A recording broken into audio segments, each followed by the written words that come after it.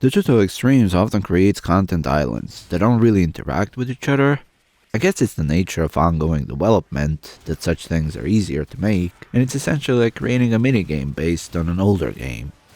As Rebecca mentioned in the most recent dev stream, very traditional Warframe update. Steelpath was not that. It covered the entire game with a thick layer of useful things. Here I want to discuss why I think it was one of the best updates this game has received to this day. Sure, there are updates that brought epic quests and open worlds, but that's isolated content for the most part. Baseline is that Steelpath brought increased difficulty across almost all the content in an exchange for more rewards. That's putting it simply, but how that translates to reality is that many of the crafts with high resource requirements got so much easier. That especially applies to people who are building their own dojos, researching everything and decorating it, because those requirements are monumental. Toroids are a bit of a pain early on. Once you unlock a Profit Taker, it's very easy to get standing for Voxelaris, but before that, it was indeed rough. With Steelpath, it's much easier. While it still is not the fastest farm in the game, it's pretty rewarding when you stack up a good farming squad. One really underrated aspect of Steelpath is Cimaris standing. Cimaris is used by DE as a dump for all the items that players are unable to get outside of quests, logins, and stuff like that. So once you unlock Helmet, you realize you need to get at least a few frames from Cimaris. You might be happy to learn that if you toggle the Steelpath on, then his daily targets will give 6,000 to 7,000 of standing each. That's so much better compared to what we've had before. Now his standing can be farmed fairly quickly in just a couple of quick missions. Power level of enemies is higher compared to regular chart, but it lets us stretch those builds out.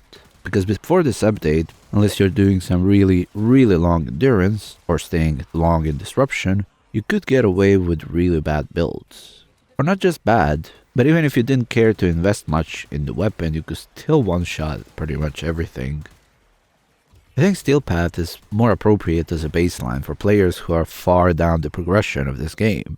You can still one-shot things with the best weapons and the best builds, but at least it matters what you do. Especially for a highly requested mechanic of mini-bosses, or as they are called in Warframe, acolytes. They are really dangerous and can flatline almost every Warframe easily. Tanky and aggressive, they force players down into a bit more of a reserved approach when dealing with them. That's good. Also, it opens up meta for some things that weren't as needed as before, like the fact that Atlas is invulnerable during his landslide, which he can use to bully acolytes. But mini-bosses were asked for since the game's inception. I think Nox is likely D's first attempt at doing that, but they didn't follow up much on it, not even letting us get his weapon. But all things Steelpath are tied to a store where we can buy really useful things. Weekly rotation of Rivens, Umbra Forma, adapters for weapons, Evergreen Kuva. Steelpath alerts are the best way of getting Kuva per time played, because each alert gives 5 steel essence and, waiting for a couple of minutes to get that acolyte spawn, will give you even more on top. That's why I try to play at least few of those alerts every day. Guess the point I'm trying to make is that if I was a new player with the knowledge that I have now, I'd push to reach Steelpath as early as humanly possible. Yes, you suck when you first get into it, but as you get few acolytes and those arcanes start piling up, you level with difficulty. Endo is way more plentiful in Steelpath, and while now there are way more good ways to get a lot of Endo, that boring arena on Sedna is still the best way to do it. On Steelpath, it's insane how fast you can level up your mods. So it's a huge boost for your progression, which works well because Steelpath is something you unlock at the point when your progression starts to slow down and it becomes much harder to get that extra percent you need.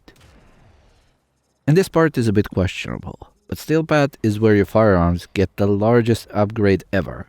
Primary and secondary arcanes, alongside those galvanized mods we'll get from arbitrations, rewrite most of our builds. Mods like Serration, Hornet Strike, and Prime Point Blank become next to useless, apart from few places like Eidolon fights and some other bosses.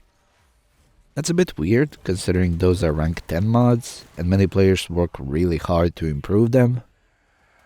Melee rework was done by approximately tripling the base damage of melee weapons and removing the combo benefit. But with the same rework, firearms only got a late stage upgrade that essentially triples the damage, but makes it so that early on in the game melee is far better, but later on firearms catch up.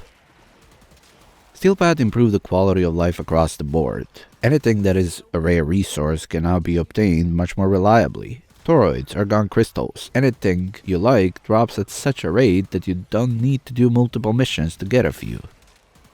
Added difficulty makes you rethink your builds and try to push them, which is good because for regular start chart, as said before, maxing out your builds was basically a theoretical thing because you'd never meet an enemy that can challenge it. It's more rewarding to raise challenge and time investment for more rewards and better rewards. Even brings back crowd control frames and makes them super viable, as before that everyone just ran nuke frames. That's why I think Steelpad was one of the best updates they released for Warframe. Thank you for watching, and I'll see you in the next one.